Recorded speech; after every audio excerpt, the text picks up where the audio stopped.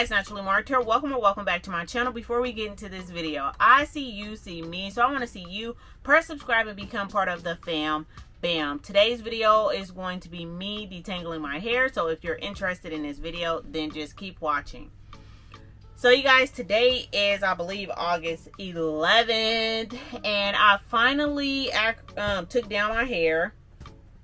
So today is August 11th. I haven't detangled my hair yet. I just made a detoxing flaxseed gel detangler slash detox. So if you're interested in seeing what I'm using or how I made it, that video should be before this video, and hopefully I'll leave it down in the description box for you guys.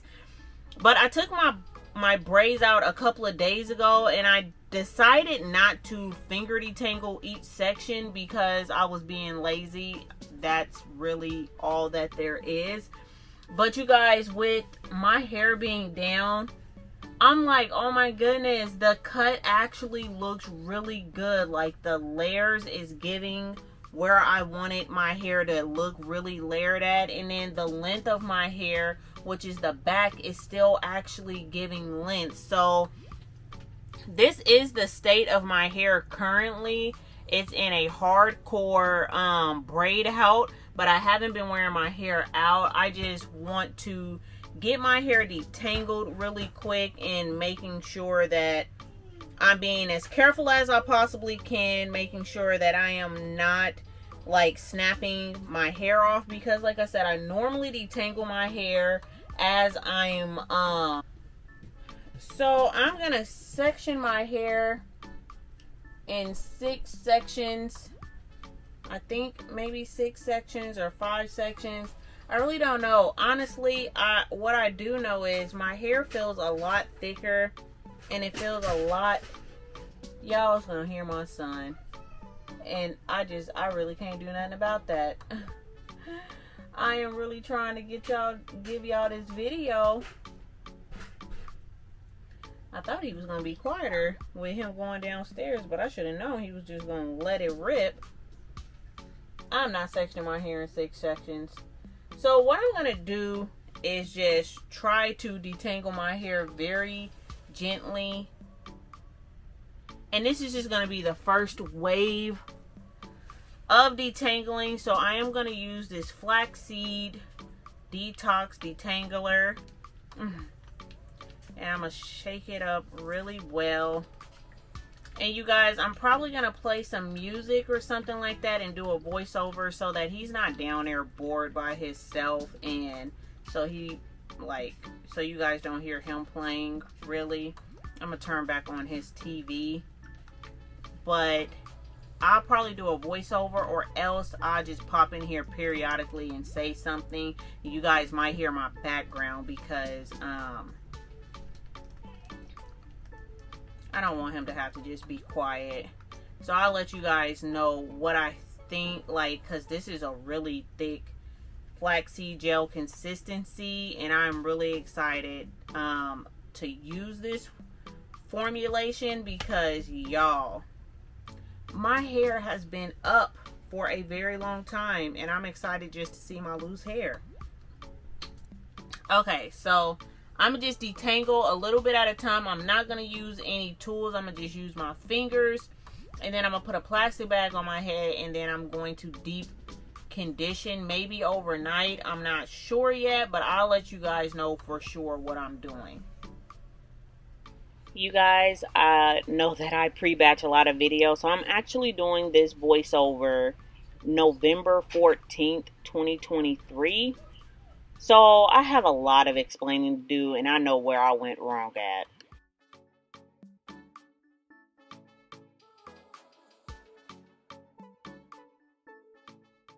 Okay guys, so this solution that I made for my hair is super thick. Absolutely love the flaxseed gel detox for my hair to help it have a lot more slip while I was detangling. But I will have to say, this was the biggest mistake I have ever made in my hair journey history. I should have pre-detangled each braid before applying water to my hair. My hair is the type that kind of gets, when it gets wet, it turns into a spider web feeling. And I'm making this video really fast because it took me over 4 hours to detangle my hair because I did not pre-detangle each braid when I took it down. And I was being lazy. And I was also wanting to see if me pre-detangling each braid made a difference, and it makes a huge difference. I don't care what type of product you have that have so much slip, because this flaxseed gel detox had an extreme amount of slip to it. But because my hair pretty much started swelling up within the pattern of the braid of me taking it down and not undoing the pattern of the braid, it just turned into a huge tangled mess. That was the first mistake. The second mistake was taking my hair down while I was on Eve. If you guys been here for a long time, like I keep saying, you guys know who Eve is, which is my cycle. I took my hair down because I was on Eve, and I should have really left it up because I didn't have the patience like I thought I had to do my hair. So that was the second mistake. The third mistake was taking my hair down, not knowing when my surgery for my ankle was going to happen, because this was August 9th and I had my surgery on the 22nd of August, but I didn't know when they were going to call me to schedule my surgery. After having surgery, the pain was so extreme. I didn't think I was going to be in that much pain. I didn't realize how I wasn't going to be able to stand. And not only not be able to stand, but not be able to stand for up to 8 weeks. And then even after being able to stand and put pressure on my leg, I still couldn't just stand on my leg. So that was another huge mistake, was actually taking down my braids. The fourth mistake was, even before having my surgery, I didn't realize how thick my hair had got, which is a blessing, and thank God that my hair has gotten back thick and full. But I didn't realize how long it was going to take for me to detangle my hair, and my ankle is already hurt. So at this point, I just haven't had surgery. So not realizing me standing in my boot, because I've been wearing my boot, I don't know, the surgical boot, for over 2 months at this point. So when I'm walking around, I always have my boot on from like June 19th to the time I had my surgery. So if I go out, I have my surgical boot on. So when I'm in the shower and I have my braids in, my wash routine is literally like 5-10 minutes, which never bothered my ankle with standing up, because I was in and out of the shower. I was sitting back down, elevating my leg. Like, I wasn't on my leg for that long. Getting into the shower and trying to stand for hours to detangle my hair made my ankle swell up even more, because it was already swollen, but it made it swell up even more because I hadn't stood on my ankle that long trying to do my hair. And that was the next biggest mistake. By the end of the video, you guys are going to see that I'm actually sitting down in the tub. And because I hurt my ankle, I couldn't sit crisscross applesauce. So I was struggling in this video. There's really no end to the video itself, because I had to take my hair in the smallest sections and take a comb to try to detangle my hair as much as I could.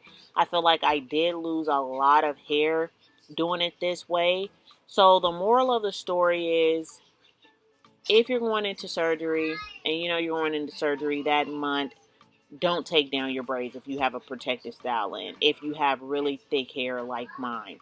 The second thing is, don't take down your hair on Eve. And I say that a lot, and I do it every single time. I take my hair, I start fiddling with my hair when I'm on Eve, and I shouldn't do that. This is the face of, I know that I made the wrong mistake, okay? That's what that face was. You guys, I even tried to deep condition my hair to loosen up my hair and to get more moisture in it. You guys, I kept leaving out of the video trying to wet my hair in the shower to get it more and more drenched because that spray bottle wasn't helping.